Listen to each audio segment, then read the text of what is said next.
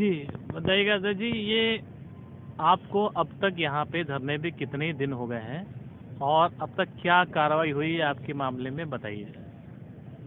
मेरा नाम चंद्रपाल सिंह एरिया है। हमें करीब यहाँ 80 दिन के करीब हो चुके हैं और 18/12/2021 में हमारी माननीय मुख्यमंत्री महोदय से वार्तालाप हुई तो उसमें मुख्यमंत्री महोदय के संज्ञान में ये पूरा है कि एरिया समाज बाकी में ही लगा फूला गरीब है और उन्होंने कहा भी है कि हम आपका काम हम करेंगे, हम थारू समाज के लिए जन जन में जाते हैं। तो हमें मुख्यमंत्री का आश्वासन मिला तो हमें बढ़िया लग रहा है कि हाँ हमारा काम हो सकता है। लेकिन कुछ यहाँ के जो बाबू हैं, कुछ यहाँ के अधिकारी हैं, वो बड़ा ढीला काम कर रहे हैं। और वो यहाँ जैसे 6 जिले के डिस्ट्रिक्टों में डीएम महोदय हैं, उनने बहुत ढीला काम किया है। 18/12 से आज तक अब बता रहे हैं एक मेरठ जिले से हमारी जाति का सर्वे नहीं आया होके, तो इतना ढीला काम कर रहे हैं। तो हमको ये लग रहा है माननीय मुख्यमंत्री की बात मेरी ने कम दम सा लग रहा है, या तो वो ये गुमराह कर रहे हैं या प्रेशर नहीं दे रहे। तो हमारी समझ में नहीं आता। जब मुख्यमंत्री महोदय ने ये कह दिया है तो 2 दिन में काम हो जाना चाहिए। सारी चीज़ें उनके पास अवगत है, अधिकारियों ने बता भी दिया है, आपकी वार्ता भी हो चुकी है, तो कहाँ लग रहा है कि आपकी आवाज़ नहीं पहुंच पा रही है? मुख्यमंत्री जी ने आपकी बात सुनी भी है, फिर क्या वजह क्या है, वो ऐसा क्यों नहीं कर पा रहे हैं? क्या अधिकारी गुमराह कर रहे हैं? मुझे तो यहाँ का जो अधिकारी हैं पहले यही गुमराह कर रहे हैं। जो समाज कल्याण विभाग तो हमें ये मान लो 29/9/2021 से परेशानी करता है कि 2 दिन में भेज रहे हैं, 2 दिन में भेज रहे हैं। वो बजट ही गायब कर देते हैं। जब मुख्यमंत्री का प्रेशर पर आए तब इनने 5-6 जिले की सर्वे भेजी है। और यहाँ के जो समाज कल्याण विभाग है वो बहुत गंदा विभाग है मेरे हिसाब से। कितनी जगह का सर्वे अब तक आ चुका है और कितना बाकी है? 5 जिलों का सर्वे आ चुका है। हाथरस, अलीगढ़, बुलंदशहर, कासगंज, अमरोहा। मेरठ जिले का रात 9 बजे मेरी एडीएम महोदय मेरठ से बात हो रही थी, तो उन्होंने कहा कि हमने तो डीएम महोदय के यहाँ भेज दिया है। डीएम महोदय से सीवीडी नंबर पे बात की तो वहाँ सीधी नंबर पे उनके पीए बोले थे, अरे भाई यहाँ पे पीएम महोदय का प्रोग्राम है, वो भी देखना है, आपका काम भी देख रहे हैं और भेजे दे रहे हैं, जल्दी भेजे दे रहे हैं, उन्होंने ये कहा है। और अभी हमें मालूम नहीं है कि आया या नहीं आया। अब टालने की तो कह रहे हैं कि भिजवा देंगे भाई, आज भिजवा रहे हैं हम यहाँ पीएम महोदय का कार्य है। तो ये बताइए, क्या 75 जिलों से ही सर्वे मंगाया जा रहा है? नहीं, मुख्यमंत्री महोदय ने कहा है कि भाई कुछ कार्य करने के लिए कुछ प्रोसीजर होता है, तो जिस जिलों में ज़्यादा तादाद है तुम्हारी, उस जिलों की हम 5-6 जिलों की 6 जिलों की सर्वे करा रहे हैं। तो 5-6 जिलों में 5 जिले की आ चुकी है कि मेरठ जिला के आने पे और यहाँ के जो हमने अपर मुख्य सचिव हैं उनसे वार्तालाप हुई है, तो उन्होंने कहा है कि भाई वो जिले आते ही हमको 2-3 दिन में तुम्हारा प्रस्ताव भिजवा देंगे। हमने कहा सर नहीं, कोई वैसा कार्य मत करना। मैंने कहा वैसा कार्य तो इसलिए करेंगे कि मेरठ वाले नहीं भेज रहे, तो हमने की अब मेरठ में ही रेल रोकते हैं हम चल के। जब वो हमें दुखी कर रहे हैं तो हम भी तो उन्हें दुखी कर सकते हैं। हम 70 साल से दुखी हैं। तब उन्होंने कहा नहीं भैया समझ कर हम 2-3 दिन में तुम्हारा प्रस्ताव भिजवा रहे हैं। चलो मैंने कि भिजवाओ, क्या करेगा बताओ। और नहीं, हमने ये कहा मरता क्या नहीं करता, मरने वाला कुछ भी कर सकता है, दूसरे को लेकर डूब सकता है। तो ये बताइए, यहाँ पे धरने पे आपके कितने लोग हैं? जो है बुजुर्ग भी हैं, महिलाएं, कितनी संख्या होगी जो अब तक इतने समय कल जैसे हमारे पास करीब 82 आदमी थे। इसमें से हमारी जैसे हम यहाँ लोग नहीं सुन रहे थे तो हमने करीब 2 कंट्रा यहाँ से निकाल दिए। तो फिलहाल हमारे पास में यहाँ पे 48 आदमी रहे हैं। हमने रेल रुकवाने के लिए, क्योंकि जब हमारी यहाँ कोई नहीं सुन रहा था तो मैंने कि चलो आपके जाके मेरठ में जाके रेल रुकवाओ। तो 2 कंट्रा हमारी यहाँ से निकल चुकी हैं। तो हमारे पास में यहाँ लेडीज जेंट्स दोनों 48 आदमी छोड़े हैं हमने। आदमी तो हमारे आ रहे हैं जा रहे हैं, क्योंकि हमारा गरीब समाज है। अब एकदम एक आदमी इकट्ठा नहीं रह सकता, क्योंकि अपने बच्चों का पेट भी तो भरेगा। तो बदलते बदलते उस हिसाब से हम आदमी चल रहे हैं। कभी हमारे 150 हो जाते हैं, कभी 200 हो जाते हैं, कभी 50 रह जाते हैं। हम फिलहाल 48 आदमी हमारे यहाँ पे मौजूद हैं।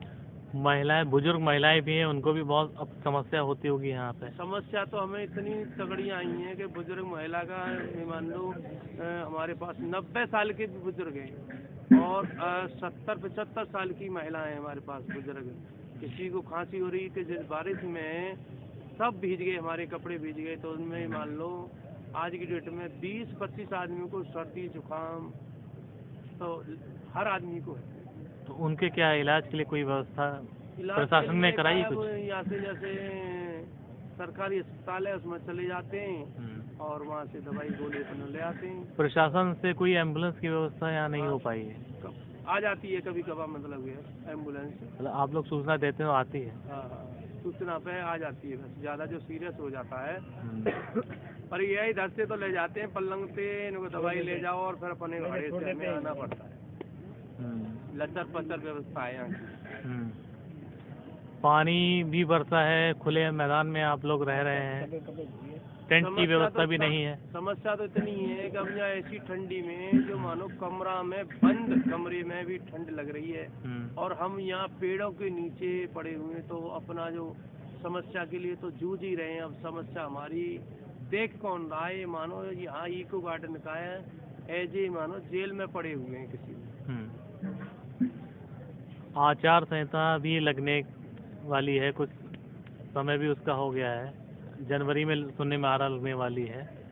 अब ये देखें आचार संहिता लग जाएगी तो हम भी तो इनके लिए आचार संहिता लगा देंगे 2022 में।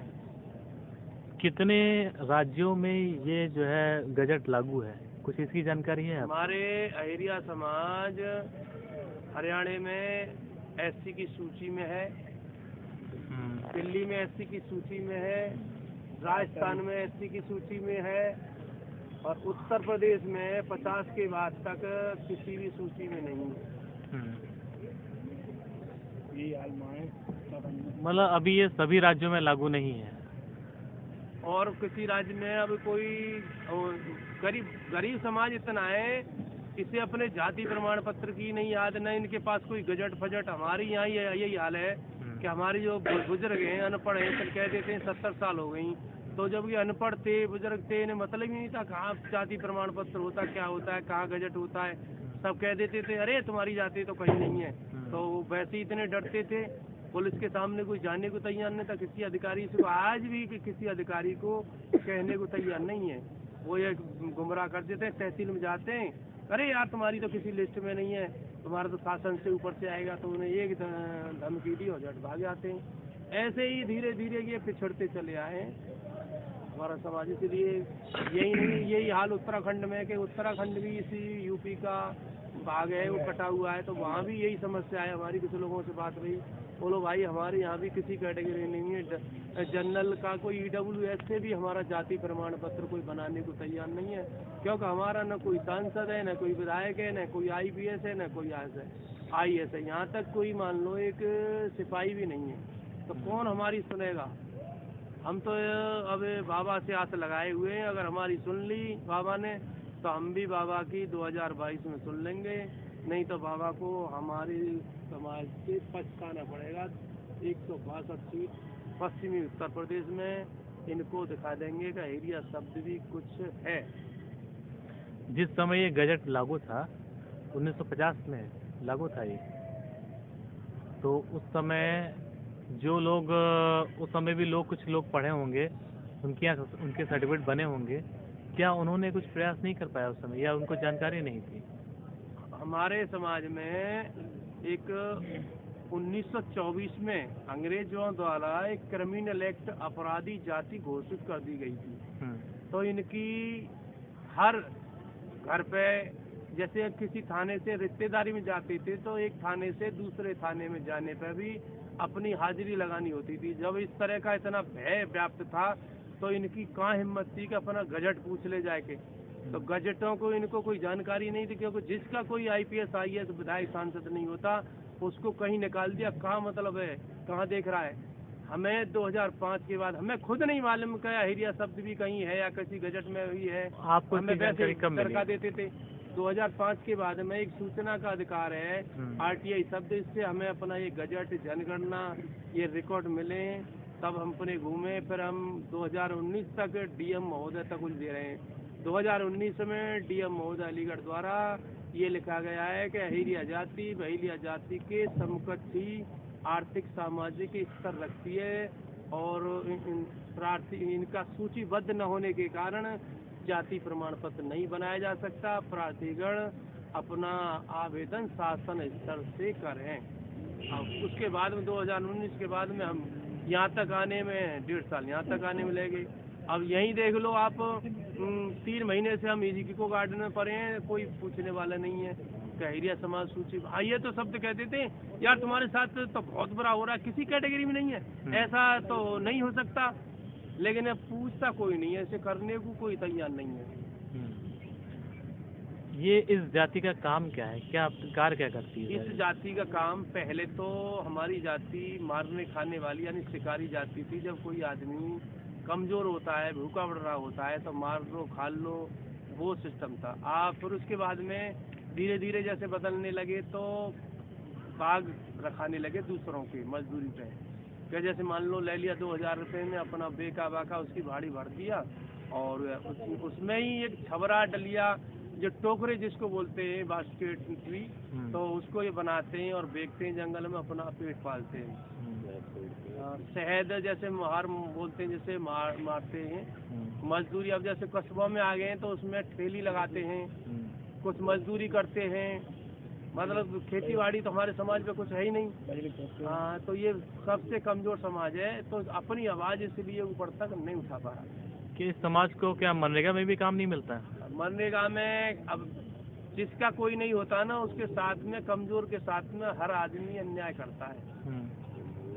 हर आदमी अन्याय करता है। बता दिया कि न कोई विकलांग का सर्टिफिकेट, न विधवा का सर्टिफिकेट, नहीं, सबरी कार्ड से ले घूम रही है। मनरेगा में तो काम मिलता होगा? हाँ, मनरेगा में किसी को दे देता है कोई, वैसे कुछ को दे दिया है मनरेगा में।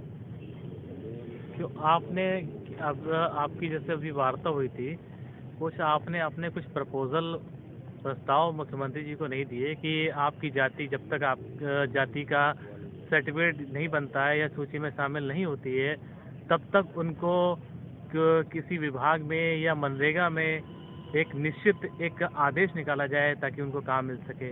कुछ इस तरह से आपने कुछ अपनी बात नहीं रख पाई है? नहीं, ऐसा कुछ नहीं कहा। उन्होंने ये कहा है कि हम आपका कार्य कर रहे हैं, आपका गरीब समाज है, तो हमने वो विश्वास ही किया। विश्वास ही कर सकते हैं हम, मुख्यमंत्री से कोई जुड़ सकते हैं। बात तो चलो मैंने कि विश्वास से करा रहे हैं और जल्दी कराएंगे, ये भी कहा है जल्दी कराएंगे। तो हमारा भी ये है कि अगर जल्दी करा दो तो बढ़िया रहोगे, नहीं कराओगे तो सूचीबद्ध नहीं, बीजेपी को वोट नहीं।